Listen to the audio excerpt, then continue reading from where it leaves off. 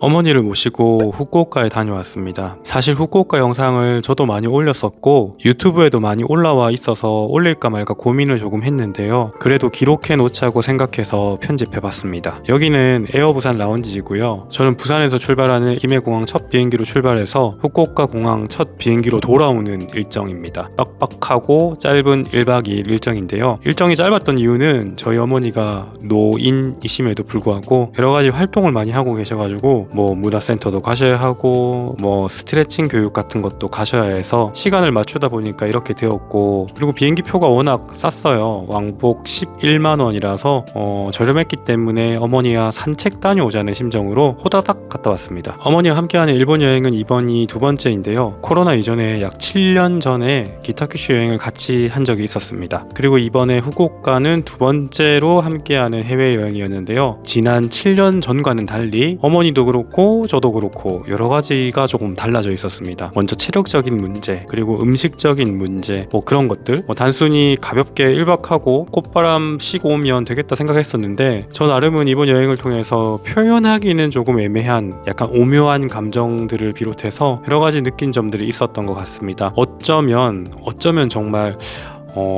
어머니가 같이 할 수 있는 해외여행은 이번이 마지막이 되진 않을까 하는 그런 생각도 조금 들기도 했었습니다. 사족이 너무 길었죠? 공항 수속 다 밟고 하카타역에 도착한 시간이 대략 8시경이었는데요. 아침을 먹어야 했습니다. 하카타역 근처 일찍 문 여는 일본식 가정식 집이 있다고 해서 찾았습니다. 키스이마루 하카타점입니다. 하카타역 바로 뒤편 스타벅스 옆에 있습니다. 웨이팅이 많다는 후기도 있었는데 평일이라서 그런지 제가 갔을 때는 앞에 2분 정도 웨이팅이 있어서 그냥 기다렸습니다. 조식 메뉴가 조금 저렴하고 인기가 많다고 합니다. 가게에 들어와서 키오스크로 주문을 했고요. 한국어 지원이 됩니다. 혹시 여러분들은 생선구이 좋아하시나요? 저는 회는 먹는데 이상하게 생선은 잘 선호하지 않거든요. 못 먹는 건 아닌데 냄새랑 막 비림 뭐 이런 것 때문에 잘 찾지 않게 되는 메뉴인데요. 그런데 어른들은 특히 바다 근처에 사신 어른들이라면 생선을 참 좋아하시잖아요. 저희 어머니도 그래서 어머니는 생선구이를 시켜드렸고 저는 밥이랑 국물이랑 나오는 세트를 시켰습니다. 이 집이 명란이 또 무제한인 것이 특징인데요. 밥은 사실 좀 너무 많고 반찬 가짓수는 조금 작은 것 같아서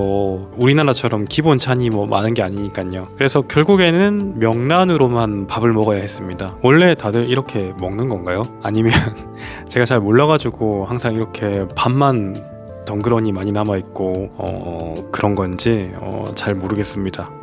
밥을 먹었으니까 바로 첫 번째 목적지인 세계 최대 크기 청동 와불상이 있는 난조인 절로 향했습니다. 어른들이 좋아할 만한 코스일 거라고 생각해서 여길 선택한 건데요. 열차를 타고 가야 되는데요. 하카타역 8번 플랫폼에서 탑승하시면 됩니다.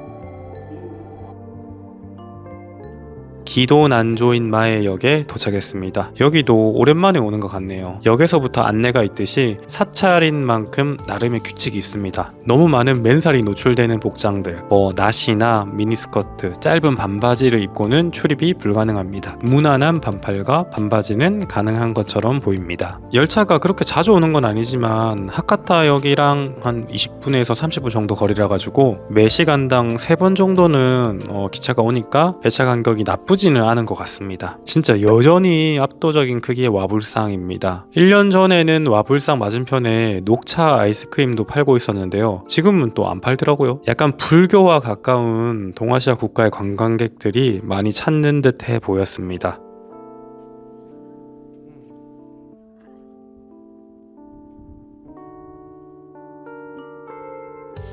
다음은 후쿠오카 라라포트에 왔습니다. 그냥 이 대형 건담을 어머니한테 한번 보여드리고 싶었는데요. 건담 앞에서 사진도 찍고 뭐 하긴 했는데 사실 저희 어머니는 별로 감흥이 없더라고요. 라라포트에 온 이유는 이제 건담 구경, 그리고 1층에 있는 마켓 351이라는 식료품점 구경, 그리고 점심을 먹기 위해서 커피도 한 잔 먹고요. 그래서 여기 왔습니다. 쇼핑은 별도로 하지 않았습니다.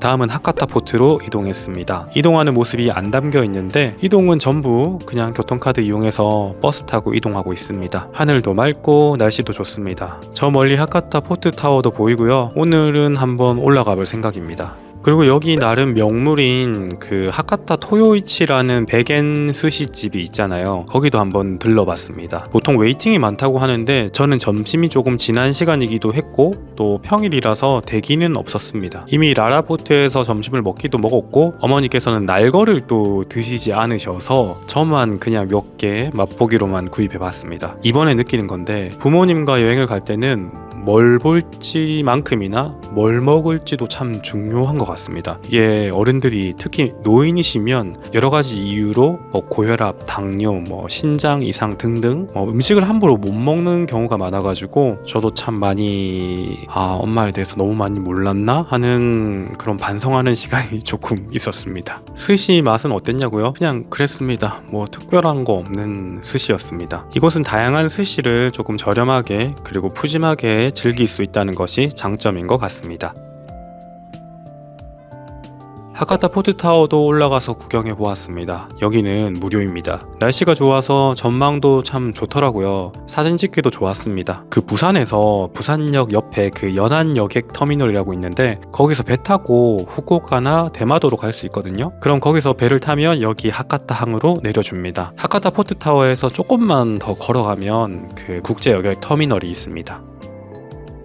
아침부터 서둘렀던 여행인지라 노인이신 어머니는 조금 이제 쉬게 해드려야 할 것 같아가지고 호텔에 체크인하고 잠시 낮잠을 주무시게 안내해드렸고요. 안내해드렸다는 건 뭔가 표현이 좀 이상하긴 한데 여러분들도 여행 계획하실 때 분명히 어른분들은 조금 쉬게 해드려야 하는 시간이 필요할 거라고 생각이 듭니다. 저는 나름 청춘이니까요. 어머니는 호텔에 모셔두고 하카타 요도바시 카메라 4층에 있는 로피아 마트에 왔습니다. 이미 쇼츠에도 올려드렸는데요. 여기 마트 진짜 현지인 반 그리고 우리나라 사람 반인 것 같아요. 평일임에도 사람 정말 많았고요. 가격이 확실히 저렴했던 것 같습니다. 조금 인상 깊었던 게 마트다 보니까 계산할 때 점원이 응대를 해주거든요. 물론 셀프 계산대도 있습니다. 그런데 응대를 해줄 때 물건을 스캔만 해주고 계산은 별도로 기계에 제가 직접 돈을 넣고 또 잔돈을 받아야 되더라고요. 약간 이중 구조 같은 느낌? 그리고 카드는 안 되고 현금만 가능합니다. 일본의 편의점들도 요즘엔 다 직원은 바코드만 찍고 그리고 개수만 확인하고 돈은 손님이 직접 기계에 넣어야 하더라고요. 장담할 수는 없지만 이 반 셀프 시스템 같은 구조는 머지않아 우리나라에도 들어오지 않을까 그렇게 조심스럽게 예상해 봅니다. 저는 치킨보다 피자를 좋아해서 일주일에 한 번은 피자를 배달해 먹는데요. 기어이 일본에서까지 피자를 먹게 되네요. 커팅이 안 된 피자라서 손으로 못나게 찢어 먹어야 했습니다. 제일 저렴한 피자를 골랐기 때문에 토핑이라고 올라간 건 없었고요. 그냥 치즈랑 파슬리 가루 정도 올라가 있었는데 맛있더라고요. 참고로 저 안경도 그 로피아 마트 밑에 층에 있는 지유에 가서 990엔 주고 득템했습니다. 약간 공부 잘해 보이는 것 같지 않나요?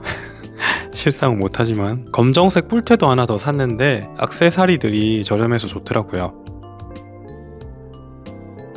저녁은 뜨끈한 국물이 좋을 것 같아서 모츠나베 먹으러 왔습니다. 모츠나베 타슈. 이 집은 마스야마 그리고 구마모토에서도 간 것 같은데 이곳 하카타에서도 오게 되네요. 체인점이라 가지고 평균적인 맛은 있는 것 같습니다. 근데 확실히 또 일본 음식이 조금 짜운 맛이 있잖아요. 간이 조금 세잖아요. 그래서 저희 어머니는 그렇게 막 좋아하시지는 않으시더라고요. 식사 이후에는 마지막 여행지인 야경을 보러 후쿠오카 타워로 가고 있는데요. 여러분들 보시기에도 나이 많은 어머니와 함께 하기에는 조금 일정이 빡빡한 것 같죠. 사실상 거의 당일치기 여행이어서 조금 무리하기도 했는데요. 저희 어머니가 좋아하셔서 이렇게 다닐 수도 있었지만 그래도 부모님의 그 컨디션 같은 것들을 좀 중간중간에 체크하면서 그렇게 여행을 해야겠더라고요. 이렇게 후쿠오카 타워까지 잘 구경하고 내려왔습니다. 사실 이곳은 제가 너무 많이 왔던지라 조금 지루하기도 했었는데요. 그래도 모처럼 보니까 야경도 이쁜 것 같고 또 사진을 찍으니까 이쁘게 잘 나오더라고요. 혹시나 부모님 모시고 일본 여행을 계획 중이시라면 여기 나온 장소들도 한 번쯤 고려해 보셔도 좋을 것 같습니다. 이번 영상은 여기까지입니다. 자칭 저 나름의 효도관광 영상이었는데요. 여기서 마무리하도록 하겠습니다. 감사합니다. 뿅.